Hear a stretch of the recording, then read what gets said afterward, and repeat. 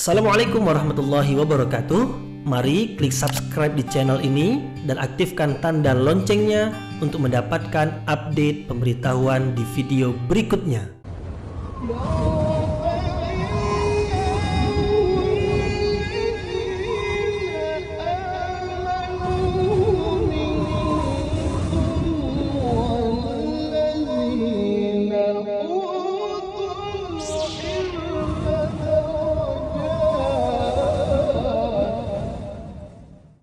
A'udzu billahi minasyaitonir rajim. Bismillahirrahmanirrahim. Assalamualaikum warahmatullahi wabarakatuh.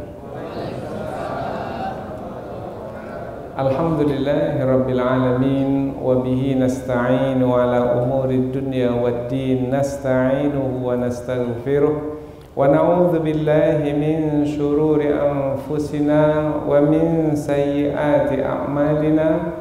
فمن يهده الله فلا مضل له ومن يضلل فلا هادي له أشهد أن لا إله إلا الله وحده لا شريك له وأشهد أن محمدا عبده ورسوله لا نبي بعده أما بعد. Kita bersyukur kepada Allah Subhanahu wa taala yang masih melimpahkan rahmat dan nikmat-Nya. Kita bersyukur dengan mengucapkan Alhamdulillahirabbil alamin. Kemudian tidak lupa pula bersalawat kepada Rasulullah dengan mengucapkan Allahumma salli ala sayyidina Muhammad wa ala ali sayyidina Muhammad. Dan bersalam kepada Rasulullah dengan mengucapkan Assalamu alayka ya Rasulullah. Alhamdulillah kita dapat kembali meneruskan pengajian tafsir ayat-ayat suci Al-Quran, yaitu ke ayat yang ke-63, 64 dan 65 dari surah Hud. Pertemuan kita sebelum ini sampai ke ayat yang ke-62. Sekarang kita lanjutkan kepada ayat yang ke-63 hingga 65, masih tentang kisah Nabi Saleh alaihi salam, yaitu nabi atau rasul yang diutus oleh Allah Subhanahu wa taala kepada kaum Tsamud. Kaum Tsamud yaitu kaum yang menempati Hijr atau Madain Saleh, atau sekarang ini adalah antara Al-Hijaz dan Asy-Syam, antara Saudi Arabia dan Syria, yaitu ke timur dari Yordania. Di situ berdiam kaum, yaitu kaum Tsamud, kira-kira 100 tahun sebelum Masehi.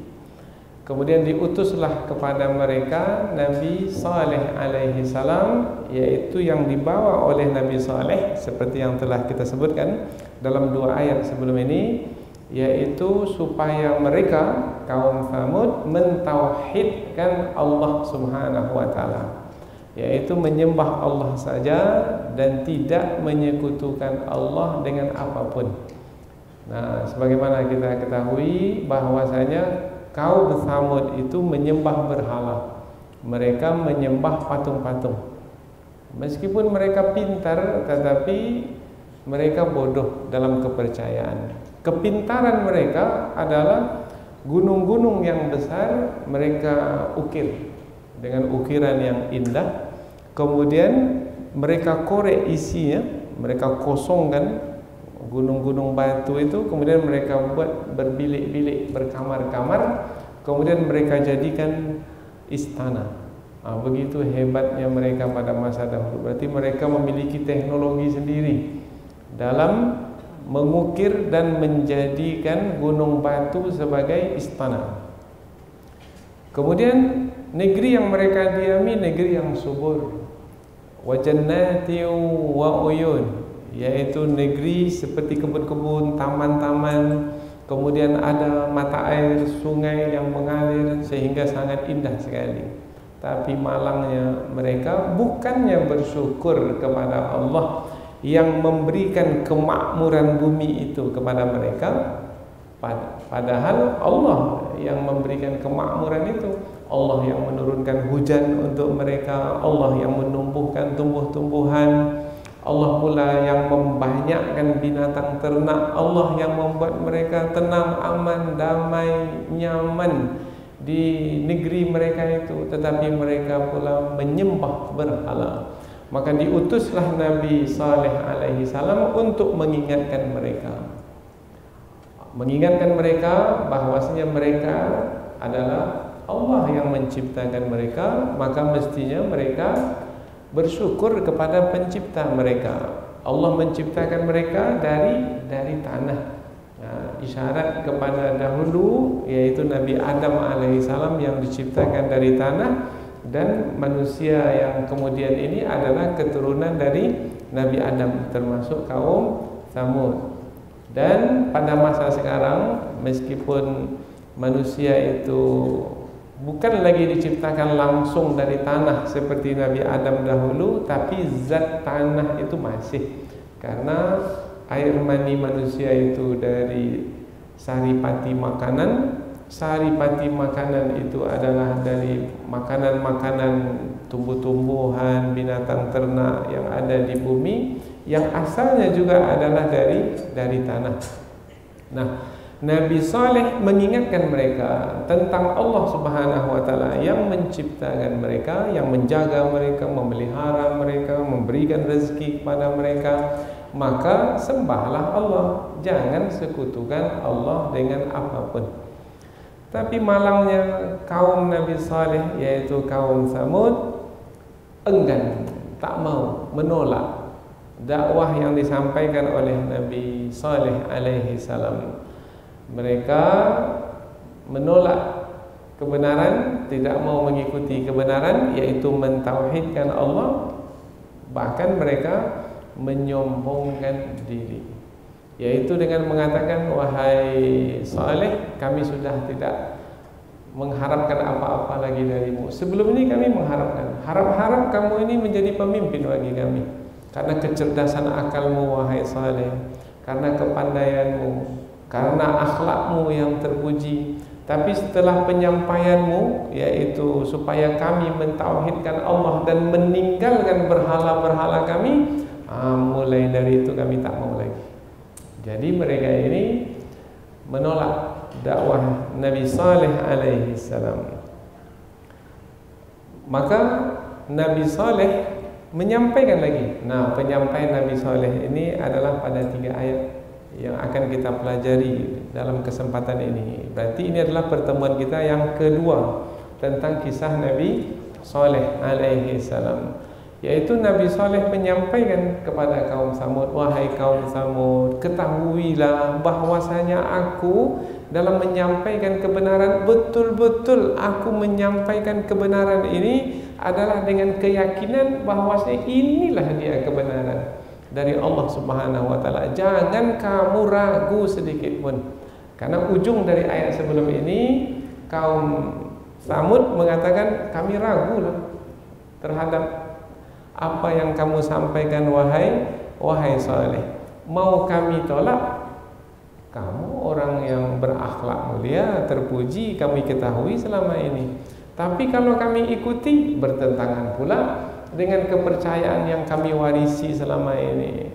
Maka kami ragulah terhadap apa yang kamu sampaikan wahai Saleh. Maka Nabi Saleh alaihissalam menyampaikan kepada mereka, wahai kaumku, aku yakin bahwasanya yang aku sampaikan ini betul-betul benar. Maka jangan kamu ragu terhadap apa yang aku sampaikan ini. Oh, berarti seorang pendakwah itu tak boleh ragu-ragu. Kalau ada orang yang meragukannya, maka ia mesti bantah, yaitu dengan kesungguhan bahwasanya apa yang dilakukan oleh seorang pendakwah itu adalah benar, maka ia yakin di atas kebenaran. Nah, Nabi Saleh menyampaikan kepada kaum Tsamud bahwasanya beliau di atas kebenaran, yakin di atas kebenaran. Kemudian menyampaikan kepada kaum Tsamud bahwasanya beliau adalah seorang rasul yang diutus oleh Allah Subhanahu wa taala. Dan sudah disebutkan sebelum ini, yaitu bukti kerasulan Nabi Saleh alaihissalam adalah apa yang mereka minta. Yang mereka minta adalah supaya dikeluarkan seekor unta betina dari batu. Maka dengan izin Allah, berkat doa Nabi Saleh, ada batu terbelah, kemudian keluarlah unta betina. Tapi meskipun demikian, mukjizat sudah mereka lihat, tapi mereka tetap tidak mau menerima kebenaran. Itu namanya apa namanya itu? Degil namanya, keras kepala. Nah, kemudian dalam ayat berikutnya mereka menyombongkan diri, yaitu karena tidak mau menerima kebenaran yang disampaikan oleh Nabi Hud, Nabi Saleh. Kemudian Nabi Saleh memberikan ancaman bahwasanya kalau mereka tetap juga menentang kebenaran, mereka akan mendapatkan hukuman, yaitu kecelakaan dan kebinasaan dari Allah, karena perbuatan mereka itu sangat tercela, yaitu menyekutukan Allah. Nah, maka mereka pun menantang Nabi Saleh. Ya Saleh, wahai Saleh, i'tina bima ta'iduna in kunta minal mursalin. Datangkanlah apa yang engkau ancamkan kepada kami. Apa yang engkau ancamkan? Kebinasaan. Datangkanlah siksaan yang akan membinasakan kami kalau memang kamu, wahai Nabi Saleh, wahai Saleh, adalah termasuk ke dalam golongan orang-orang yang diutus oleh Allah, yaitu dari kalangan para rasul. Fa'akhadathumur rajfatu fa'asbahu fi darihim jathimin. Maka datanglah halilintar yang membinasakan mereka, dan mereka mati bergelimpangan di rumah-rumah mereka. Dan Nabi Saleh alaihi salam menyampaikan kepada kaum Tsamud bahwasanya ia berada di atas kebenaran dan yakin bahwasanya yang ia sampaikan itu adalah kebenaran, maka ia sekali-kali tidak akan meninggalkan kebenaran itu. Jadi kalau kaum Tsamud itu membujuk Nabi Saleh untuk meninggalkan apa yang ia sampaikan, kemudian mengikuti kehendak kaum Tsamud, jelas Nabi Saleh tidak akan melakukannya. Karena apabila melakukannya, maka akan mendapat siksaan pula dari Allah Subhanahu wa taala. Ini dinyatakan di dalam ayat yang akan kita pelajari ini, bahwasanya kalau aku mendurhakai Allah Subhanahu wa taala dengan tidak menyampaikan kebenaran yang aku diperintahkan untuk menyampaikannya, maka aku akan menderita kerugian dan bertambah-tambah kerugianku, dan itu tidak akan mungkin aku lakukan. Jadi Nabi Saleh alaihi salam teguh dalam pendirian ketika menyampaikan kebenaran. Kemudian karena tanda kekuasaan Allah sudah ada, yaitu unta betina yang tidak boleh diganggu, maka Nabi Saleh mengingatkan mereka, jangan ganggu unta betina itu. Tetapi kaum Tsamud menyembelih unta betina itu. Maka setelah 3 hari datanglah halilintar menyambar, mereka mati binasa. Dan itu adalah pelajaran bagi kita yang datang kemudian, bahwasanya setiap yang melanggar, menolak kebenaran, berpaling dari petunjuk, maka apabila diingatkan tak juga mau menerima peringatan, bahkan menunjukkan keangkuhan dan kesombongan, maka tidaklah yang ditunggu selepas itu melainkan kehancuran dan kebinasaan. Inilah dia 3 ayat yang akan kita pelajari. Masih lagi tentang kisah Nabi Saleh alaihi salam yang dikirim, yang diutus kepada kaum Tsamud, yaitu kaum yang memiliki sifat kesombongan. Maka kita letakkan judul dari pengajian kita ini, kesombongan kaum Tsamud, yang kesombongan itulah yang membawa kepada kehancuran mereka. Allah Subhanahu wa taala berfirman, A'udzubillahi minasyaitonirrajim. Bismillahirrahmanirrahim. Qala ya qaumi ara'aytum in kuntu ala bayyinatin min rabbi wa atani minhu wa atani minhu rahmatan faman yansuruni minallahi in asaituh fama tazidunani ghaira takhsir. Wa ya qaumi hadhihi naqatullahi lakum ayah fadharuha ta'kul fi ardillahi wa la tamassuha bisu' fayakhudhakum adzabun qarib. Fa'aqaruha faqala tamatta'u fi darikum thalathata ayyam dzalika wa'dun ghairu makdzub. Allah berfirman, qala, telah berkata. Siapa yang telah berkata? Nabi Saleh alaihi salam. Ya qaumi, wahai kaumku, ara'aitum, apa pendapatmu? In kuntu ala bayyinatin, jika aku berada di atas petunjuk yang jelas, atau di atas alasan yang jelas, di atas keterangan yang jelas, di atas keyakinan yang jelas, mir rabbi, dari Tuhanku, wa atani, dan Allah memberikan kepadaku, minhu, dari sisinya, rahmatan, rahmat yang dimaksudkan nanti kita sebut dalam tafsir, yaitu kenabian. Diangkat menjadi nabi. Faman yansuruni, maka siapakah yang akan menolongku, minallah, dari Allah, jika Allah menyiksaku, in asaituhu, jika aku mendurhakainya. Jika aku mendurhakai Allah, kemudian Allah menyiksaku dengan siksaan, siapa yang akan menolongku? Yang akan menghalang siksa Allah itu tidak sampai kepadaku? Siapa? Tak ada siapa yang bisa menghalang siksaan Allah. Sehebat apapun makhluk, tak ada siapapun, tidak ada apapun yang bisa menghalang siksaan Allah apabila Allah berkehendak untuk menetapkan, memberlakukan siksaannya itu. Fama tazidunani, karena itu tidaklah kamu menambahkan kepadaku ghaira taksir, kecuali kerugian.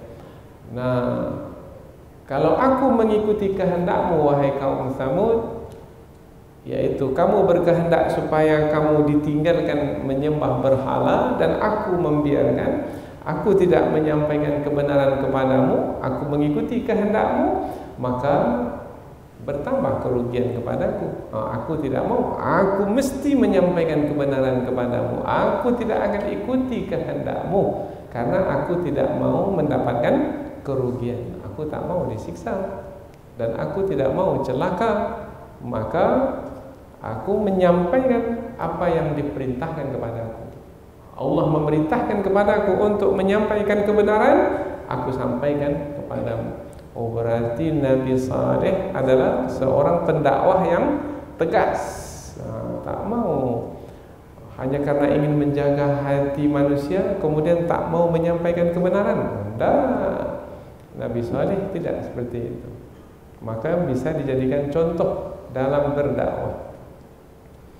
Wa ya qaumi, wahai dan wahai kaumku, hadhihi, ini dia, naqatullah, unta betina Allah, lakum, bagi kamu, ayat, sebagai tanda kekuasaan. Fadharuha, maka tinggalkanlah unta betina itu, atau biarkanlah ia, takul, makan, fi ardillah, di bumi Allah. Jangan ganggu-ganggu. Dia mau makan rumput di mana, biarkan. Wala tamassuha, dan jangan kamu mengganggunya, bisu, dengan keburukan, memukulnya umpamanya, mengusirnya, jangan. Tapi mereka pula, apa yang mereka lakukan terhadap unta betina itu? Menyembelihnya. Lihat ayat berikutnya. Padahal ancaman sudah disampaikan oleh Nabi Saleh. Fayakhudhakum, kalau kamu mengganggu unta betina itu, maka Allah akan menimpakan kepadamu azabun qarib, azab yang dekat. Bukannya lama, 1-2 tahun lagi, enggak, dekat sekali. Azab itu akan ditimpakan ke atasmu. Fa'aqaruha, mereka pun menyembelih unta betina itu. Mengapa sampai ke tahap seperti itu? Karena sombong.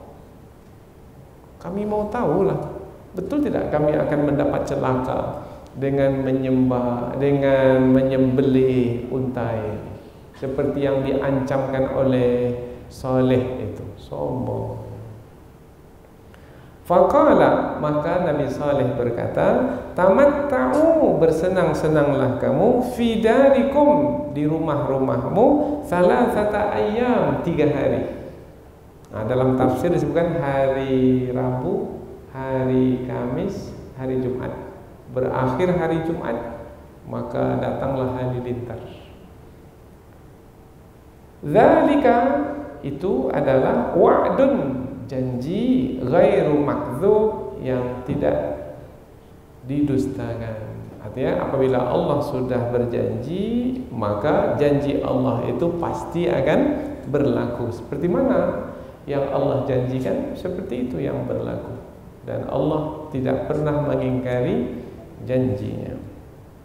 Baik, kita baca dari pangkal ayat sekali lagi secara langsung, kemudian nanti kita akan pindah ke tafsir. Nabi Saleh berkata, wahai kaumku, apa pandanganmu jika aku berada di atas keterangan yang jelas dari Tuhanku, dan Allah Subhanahu wa taala memberikan kepadaku dari sisinya rahmat, yaitu kenabian. Jika aku mendurhakainya, maka siapa yang akan menolongku dari siksaan Allah? Tak ada siapa. Maka aku tidak akan mendurhakai Allah hanya disebabkan karena ingin mengikuti kehendak. Ini kita tambah-tambah begini nih supaya mudah bagi kita memahami ayat ini. Sebab itu, maka apabila aku mengikuti kehendakmu, yaitu mendurhakai Allah Subhanahu wa taala, maka tidaklah kamu menambahkan kepadaku apabila kamu mengikutiku seperti yang kamu kehendaki. Tidaklah menambah kepadaku kecuali hanya kerugian saja. Aku tak mau merugi, tak mau mendapatkan kerugian.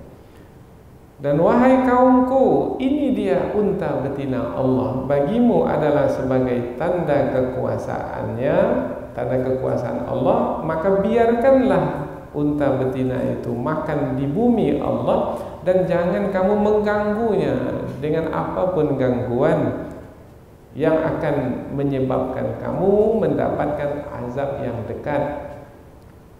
Maka mereka pula menyembelihnya, menyembelih unta betina itu. Maka Nabi Saleh berkata, bersenang-senanglah kamu di dalam rumahmu 3 hari. Itu adalah janji yang tidak didustakan. Maknanya janji Allah yang pasti akan berlaku. Seperti mana yang Allah sampaikan, seperti itu yang berlaku, tidak didustakan. Apa yang berlaku berikutnya? Siksaan, yaitu kebinasaan mereka, dan ini ayat yang akan datang. Jadi tentang kebinasaan kaum Tsamud tidak kita bahas dalam pertemuan ini, karena ini ada pada ayat yang berikutnya, yaitu ayat yang ke-66, 67 dan 68. Yang kita bahas sekarang ini adalah ayat yang ke-63 sampai 65 tentang kesombongan kaum Tsamud. Selanjutnya kita pindah ke tafsir ayat, yaitu penjelasan yang lebih panjang dari ayat, supaya kita lebih dekat lagi dengan kandungan ayat. Sebelum ini sudah kita terangkan bahwasanya Nabi Saleh telah menyampaikan pesan kepada kaum Tsamud, yang mana Nabi Saleh sendiri adalah dari kaum Tsamud itu, yaitu masih ada pertalian darah disebutkan sebelum ini dengan perkataan akhahum, yaitu masih lagi dari salah seorang dari kaum Samud itu sendiri, bukan orang luar, tidak. Nabi Saleh itu adalah orang dalam, yaitu dari kaum Samud itu sendiri. Mestinya mereka lebih cepat untuk menerima kebenaran, karena yang menyampaikan kebenaran itu adalah salah seorang dari mereka. Nabi Saleh menyampaikan kebenaran, yaitu seperti yang disampaikan oleh Rasul-Rasul ketika mereka diutus, yaitu mentauhidkan Allah. Ani'budullaha ma lakum min ilahin ghairuh. Beribadahlah kepada Allah, sembahlah Allah saja, jangan sekutukan Allah dengan apapun. Itu yang disampaikan oleh Nabi Saleh. Maka apabila kita berdakwah pada hari ini, dakwah yang kita sampaikan itu adalah sama, yaitu menyeru manusia supaya mentauhidkan Allah, supaya manusia yang menyembah selain Allah meninggalkan sesembahan selain Allah itu. Mereka mau menerima atau tidak, itu adalah urusan mereka, karena menerima itu adalah dengan hidayah dari Allah. Kita adalah sebagai yang berusaha. Dengan usaha kita orang mendapat petunjuk, itu adalah keberuntungan. Ayyuhda bika rajulan wahidan khairun laka min humurin ni'am. Mendapat petunjuk orang, satu orang saja, karena dakwah kita itu adalah lebih baik dari harta yang sangat berharga sekalipun. Jadi berdakwah itu lebih tinggi nilainya berbanding jadi presiden atau wakil presiden. Karena tidak balasannya hanya dunia ini saja, enggak. Berapalah gaji kepala negara sebuah negara ya. Sementara gaji atau upah dari berdakwah itu adalah akhirat yang tidak terhingga, mendapat ridha Allah Subhanahu wa taala, yaitu dengan keridhaan Allah dimasukkan ke dalam surga. Nah, Allah Subhanahu wa taala menerangkan bahwasanya Nabi Saleh alaihi salam dalam menyampaikan dakwah tidak lancar-lancar, umpamanya semua kaumnya menerima kebenaran yang disampaikan Nabi Saleh, tidak. Ada yang menerima, ada, tetapi banyak yang tidak menerima, banyak yang menolak. Nah, Allah menerangkan tentang bagaimana Nabi Saleh berdakwah kepada kaum Samud yang menolak dakwahnya itu. Telah disebutkan sebelum ini bahwasanya kaum Samud yang tadinya berharap kepada Nabi Saleh menjadi meninggalkan Nabi Saleh, hilang harapan kepada Nabi Saleh karena apa yang disampaikan oleh Nabi Saleh bertentangan dengan keyakinan yang mereka warisi. Tapi Nabi Saleh ini tidak berputus asa, tidak cepat berputus asa, yaitu sudahlah, kalau kaum ini tak mau menerima kebenaran, biarkan aja lah, tinggalkan aja lah. Enggak. Tetapi Nabi Saleh mengajak mereka bertukar fikiran, berdiskusi. Wahai kaumku, inilah ayat yang akan kita pelajari. Ya qaumi, wahai kaumku, apa pendapatmu? Coba gunakan fikiranmu. Apa pendapatmu? Gunakan akalmu, fahami apa yang kusampaikan ini. Yaitu aku meyakini bahwasanya yang kusampaikan ini adalah kebenaran, karena aku menerima wahyu dari Allah Subhanahu wa taala. Dan aku sebagai rasul, Allah telah memberikan kepadaku mukjizat sebagai bukti kerasulanku, dan kamu pun sudah melihat, sudah menyaksikan tanda kekuasaan Allah berupa mukjizat sebagai kerasulanku. Maka tidak ada alasan lagi bagimu untuk tidak mempercayaiku. Aku yakin aku di atas kebenaran. Nah, ini disampaikan oleh Nabi Saleh. Apa sebab? Sebab kaum Samud itu menyebut mereka ragu terhadap apa yang disampaikan oleh Nabi Saleh. Maka Nabi Saleh, jangan kamu ragu, aku yakin yang kusampaikan ini benar. Maka yakin pula lah bahwasanya apa yang kusampaikan ini adalah benar. Sebagaimana aku meyakini kebenarannya, maka yakini pula lah kebenarannya. wahai kaumku, kaum Samud. Wa atani minhu rahmatah, wa atani minhu rahmah, dan Allah memberikan kepadaku dari sisinya rahmat. Rahmat di sini karena tidak menggunakan alif lam, rahmatan, maka ulama tafsir menjelaskan rahmat di sini rahmat yang besar. Apa rahmat yang besar? Kesehatan badan, rahmat. Kekayaan, rahmat. Pasangan hidup, anak keturunan, rahmat. Tetapi karena rahmatan di sini rahmat yang besar, maka ulama tafsir menjelaskan makna rahmat di sini adalah kenabian, kerasulan, yaitu diangkatnya menjadi rasul. Itu adalah rahmat yang besar. Itu lebih besar lagi dari harta yang kita miliki. Maka Nabi Saleh alaihissalam menyampaikan kepada kaumnya, wahai kaumku, Allah memberikan kepadaku wahyu, dan aku yakin bahwasanya wahyu itu adalah dari sisi Allah Subhanahu wa taala, kemudian isinya adalah kebenaran, dan aku meyakininya dan aku menyampaikannya kepadamu, dan aku adalah yang dipilih oleh Allah sebagai nabi, sebagai rasul yang diutus kepadamu.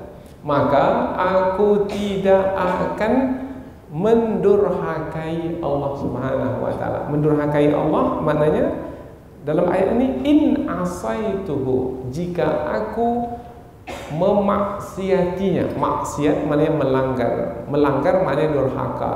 Aku jika durhaka kepada Allah, yaitu tidak menyampaikan kebenaran kepadamu, maka aku akan mendapat hukuman.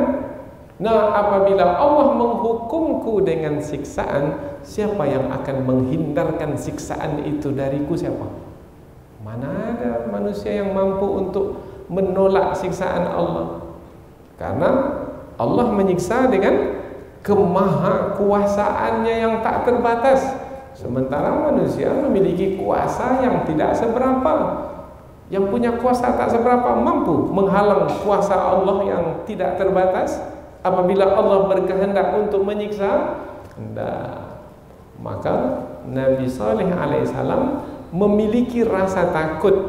Rasa takut itu disampaikan kepada kaum Samud, yaitu kaumnya, supaya kaum itu juga memiliki rasa takut apabila durhaka kepada Allah. Karena sebenarnya yang menghalang kita dari melakukan kejahatan itu adalah adanya rasa takut. Kalau ada rasa takut dalam hati, maka kita akan halang kehendak hawa nafsu. Wa amma man khafa maqama rabbih wa nahan nafsa 'anil hawa fa innal jannata hiyal ma'wa. Adapun orang yang takut, ada punya rasa takut. Orang yang takut kepada Allah, maka ia akan halang kehendak hawa nafsunya, maka surga sebagai kediaman baginya. Nabi Saleh memiliki rasa takut dan berharap kaumnya juga memiliki rasa takut tersebut, yaitu takut apabila mendurhakai Allah. Karena apabila mendurhakai Allah, maka pasti nanti akan mendapat siksa dari Allah. Kalau Allah sudah menyiksa, tak ada siapa yang bisa mengelak dari siksaan tersebut. Ini yang disampaikan oleh Nabi Saleh kepada kaumnya. Kemudian Nabi Saleh juga menyampaikan, wahai kaumku, aku karena takut kepada Allah, aku sampaikan kebenaran ini. Keinginanmu untuk aku tidak menyampaikan kebenaran kepadamu, tidak akan aku ikuti. Kamu berkeinginan, wahai Saleh, jangan sampaikan lagi kebenaran, tahan sajalah, diam sajalah. Enggak. Itu keinginanmu supaya aku tidak menyampaikan kebenaran? Tidak, aku akan tetap menyampaikan kebenaran. Karena aku diperintahkan oleh Allah untuk menyampaikan kebenaran. Seperti ini pula sikap pendakwah pada hari ini. Hei Ustaz, diam. Jangan mau diam, enggak. Bercakap. Sampaikan yang benar itu benar. Karena diperintahkan untuk menyampaikan kebenaran itu. Apabila diam, bermakna telah mendurhakai Allah Subhanahu wa taala.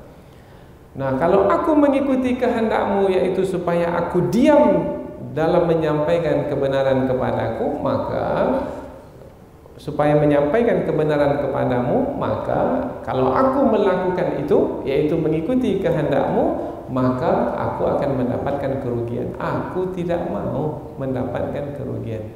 Inilah ujung dari ayat fama tazidunani ghaira takhsir. Maka tidaklah yang akan bertambah kepadaku kecuali kerugian kalau aku mengikuti kehendakmu. Karena kalau aku mengikuti kehendakmu berarti aku mendurhakai Allah. Aku sekali-kali tidak akan mendurhakai Allah Subhanahu wa taala. Ini sikap seorang pendakwah. Karena pada hari ini pastilah banyak musuh-musuh kaum muslimin itu menghendaki para pendakwah dari kalangan kaum muslimin berhenti dari berdakwah, diam. Kalau boleh, akui pula lah apa yang mereka percayai. Mereka umpamanya mempercayai ada kemusyrikan yang mereka percayai, berakui pula lah kemusyrikan tersebut. Sehingga ada sekarang ini mengatakan semua agama sama saja, yaitu agama yang menyembah Allah dengan agama yang menyembah selain Allah, yang menyekutukan Allah sama. Semua agama adalah sama. Maka kita sudah meninggalkan ayat Al-Quran. Ayat Al-Quran jelas, Inna dina indallahil Islam. Agama yang diperakui di sisi Allah hanyalah agama Islam. Wa may yabtaghi ghairal islami dinan falan yuqbala min. Barang siapa yang mencari agama selain agama Islam tak akan diterima agama selain Islam itu darinya. Wa huwa fil akhirati minal khasirin. Nanti dia di hari akhirat termasuk ke dalam golongan orang-orang yang merugi. Jelas ayat-ayat ini. Mau dikemanakan ayat ini? Dan ini pesan para nabi kepada anak-anak cucu-cucu mereka.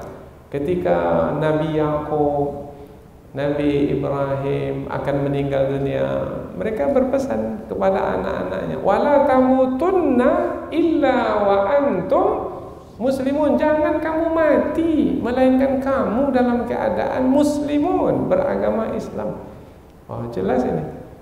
Dan inilah pelajaran yang kita dapatkan dari Nabi Saleh, seorang nabi yang berdakwah dengan tegas, dengan jelas, dengan yakin, dengan teguh, tidak sedikit pun berganjak meskipun kaumnya menentangnya, menolaknya. Tidak hanya karena kecintaan kepada kaum membuatnya pula tidak menjalankan perintah Allah Subhanahu wa taala. Ayat berikutnya tentang tanda kekuasaan Allah kepada kaum Tsamud yang mereka saksikan, yaitu unta betina. Nabi Saleh mengatakan kepada kaum Tsamud, wahai kaumku, ini dia unta betina Allah. Mengapa disandarkan kepada Allah unta betina Allah? Maksudnya adalah unta itu bukan seperti unta-unta yang lain. Ini unta ini menjadi istimewa, menjadi memiliki kelebihan karena ia sebagai tanda kekuasaan Allah, seperti yang kita telah sampaikan. Ketika disandarkan kepada Allah, maka dia menjadi satu yang istimewa. Sama dengan rumah. Rumah biasa, tapi ketika disandarkan kepada Allah, rumah Allah, maka dia menjadi istimewa. Kitab biasa. Banyak manusia yang menulis kitab, menulis buku, tapi ketika disebut kitab Allah, maka dia menjadi istimewa. Begitu juga dalam ayat ini, unta biasa, tapi ketika disebut unta Allah, maka dia menjadi istimewa. Nah, di antara keistimewaan unta itu adalah sebagai ujian. Mana yang betul-betul beriman, mana yang sebenarnya kufur, kemudian angkuh karena kekufuran. Unta itu menjadi penentunya, yaitu dengan unta tersebut Allah menurunkan petunjuk, yaitu unta itu biarkan Unta itu makan di mana saja ia makan, minum di mana saja dia minum. Ada sumber minuman mereka, yaitu perigi. Maka dari perigi itu, dari sumur itu ditetapkan petunjuk, yaitu sehari untuk unta itu minum di situ, dan sehari lagi untuk mereka minum. Nah, ketika hari yang ditentukan untuk unta itu minum, jangan minum di situ. Nah, itu petunjuk. Di hari yang lain silakanlah minum di situ. Jangan ganggu unta itu sebagai ujian bagi mereka. Karena ujian itu yaitu dari Allah Subhanahu wa taala, mestinya mereka ikuti petunjuk Allah itu. Tak boleh? Ya, tak boleh. Tapi mereka pula melanggar petunjuk tersebut. Jangan ganggu, maka jangan ganggu, biarkan. Tapi mereka pula mengganggu unta itu. Bahkan bukan hanya mengganggu, menyembelih unta itu. Diikat unta itu, setelah unta itu diikat, disembelih. Bermakna perbuatan mereka itu adalah perbuatan yang melampaui batas karena kekufuran. Karena orang yang beriman kepada Allah tidak akan mungkin melampaui batas, yaitu seperti mana yang Allah perintahkan, seperti itu yang dilakukan. Apa yang dilarang oleh Allah tak akan dibuat, tidak akan dikerjakan. Dijaga batasan Allah itu. Batasan Allah itu perintah, larangan. Perintah yang diperintahkan buat, larangan yang dilarang jangan kerjakan. Itu batasan. Nah, mereka ini pula melampaui batas. Mengapa melampaui batas? Karena tak ada keimanan kepada Allah. Kemudian mereka melampaui batas karena keangkuhan dan kesombongan. Tak ada apa-apa. Maka ketika mereka tidak mau mengikuti petunjuk yang telah diturunkan berkaitan dengan unta itu, yaitu mereka malah menyembelih unta tersebut, maka di ayat yang berikutnya, yaitu Allah Subhanahu wa taala menetapkan siksaan ke atas mereka, yaitu disambar halilintar. Sebelum sampai ke ayat yang berikutnya, wahai kaumku, ini dia unta betina Allah. Maka unta itu menjadi unta yang berbeda dengan unta-unta yang lainnya, karena dia disandarkan kepada Allah sebagai ujian. Hadhihi naqatullahi lakum ayah, ia sebagai tanda kekuasaan Allah bagimu. Fadharuha, maka biarkanlah unta itu takul fi ardillah, makan di bumi Allah. Wala tamassuha bisu, dan jangan kamu mengganggunya dengan apapun gangguan. Fayakhudzakum adzabun qarib, yang akan membuat kamu mendapat azab yang dekat dari Allah Subhanahu wa taala. Jadi ada ancaman yang disampaikan oleh Nabi Saleh kepada kaum Tsamud, ada. Jadi mereka tahu bahwasanya mereka akan mendapat siksaan kalau mereka melanggar, tahu. Kemudian mereka melanggar juga, berarti angkuh, sombong. Maka ayat berikutnya, ini kesombongan mereka. Fa'aqaruha, maka mereka pun menyembelihnya, menyembelih unta tersebut. Faqala, maka Nabi Saleh pun berkata, dah kalau dah begitu yang dilakukan oleh kaum Tsamud, yaitu tidak mau mengikuti petunjuk, bahkan dengan sombong menyembelih unta betina yang telah Allah tetapkan mesti dijaga, mesti dipelihara, tetapi mereka pula menyembelihnya. Maka apa kata Nabi Saleh? Tamatta'u fi darikum, bersenang-senanglah kamu. Makna bersenang-senang di sini bukan makna sebenarnya, yaitu bersenang-senang mereka menjadi senang, tidak. Mereka menjadi sengsara. Bersenang-senang di sini ini kata mengkeji sebenarnya, kata mengolok-olok. Bersenang-senanglah, sama dengan orang yang dimasukkan dalam penjara. Dalam penjara itu senang atau susah? Pastilah akan menderita dalam penjara. Tapi kita mengatakan bersenang-senanglah kamu dalam penjara itu. Nah, ini maknanya kata mengejek sebenarnya, kata mengolok. Begitu juga dalam ayat ini. yaitu Nabi Saleh mengatakan, bersenang-senanglah kamu di rumahmu. Mana pula mereka bisa bersenang-senang? Karena ancaman Allah, yang diancamkan oleh Allah pasti akan berlaku. Salasata ayyam, 3 hari.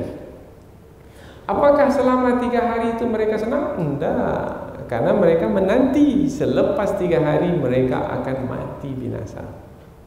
Dan dalam tafsir disebutkan, di hari pertama sudah berlaku laknat Allah ke atas mereka, yaitu wajah mereka sudah berubah menjadi kuning. Pertama itu, hari pertama wajah mereka berubah menjadi kuning. Pada hari kedua berubah lagi menjadi merah. Berarti mereka sudah tahu tanda-tanda mereka akan binasa, itu sudah tahu. Kemudian pada hari yang ketiga, tadi hari apa hari pertamanya? Rabu. Yang kedua Kamis, yang ketiga Jumat. Ini disebutkan dalam kitab tafsir Al-Munir lil Wahbah Az-Zuhaili. Pada hari yang ketiga, hari Jumat, wajah mereka menjadi hitam. Nah, setelah 3 hari seperti yang disebutkan dalam ayat ini, salasata ayyam, maka datanglah halilintar, menyambar, dan mereka hangus terbakar. Mereka mati bergelimpangan di rumah mereka sendiri. Tak sempat keluar. Ini kisah masa lalu. Pelajaran bagi kita pada hari ini, setiap yang ingkar dengan keangkuhan dan kesombongan akan berakhir dengan kebinasaan dan kehancuran, cepat atau lambat. Cepat lambat itu Allah yang menentukan. Tapi pasti, karena ia adalah sunnatullah yang pasti akan diberlakukan. Dzalika, itu dia, wa'dun, janji. Allah kalau sudah berjanji, Allah tidak akan mengingkari janjinya. Ghairu makdzub, yang tidak didustakan. Seperti mana Allah berjanji dalam firman-Nya, seperti itu pula yang akan berlaku. Maka manusia ini mau lari kemana sebenarnya? Tak ada tempat lari. Mau lari kemana? Larilah. Kemana pun lari masih juga di bumi Allah Ta'ala. Dan masih juga Allah yang akan menguasainya. Maka orang yang mengenal Allah Subhanahu wa Ta'ala akan memiliki rasa takut, kemudian tak ada pilihan baginya untuk keselamatan kecuali mengikuti petunjuk Allah, yaitu dengan menerima kebenaran. Kebenaran yang disampaikan oleh setiap para rasul dari dahulu, kemudian selanjutnya oleh pewaris para rasul adalah mentauhidkan Allah Subhanahu wa Ta'ala. Mudah-mudahan di atas kalimat tauhid itu kita hidup, di atas kalimat tauhid itu kita berjuang dan berkorban, dan mudah-mudahan kita buktikan kita ini betul-betul di atas kalimat tauhid dalam ujian-ujian yang kita jalani. Dan mudah-mudahan di atas kalimat tauhid itu pula kita meninggal dunia. La ilaha illallah, tidak ada Tuhan yang patut disembah dengan kebenaran kecuali Allah Subhanahu wa Ta'ala. Cukup sampai di sini, dan kita akan lanjutkan pada pertemuan yang akan datang, pertemuan yang ketiga tentang kisah Nabi Saleh alaihi salam di dalam surah Hud. Subhanakallahumma wa bihamdika asyhadu an la ilaha illa anta wa astaghfiruka wa atubu ilaik. Wassalamualaikum warahmatullahi wabarakatuh.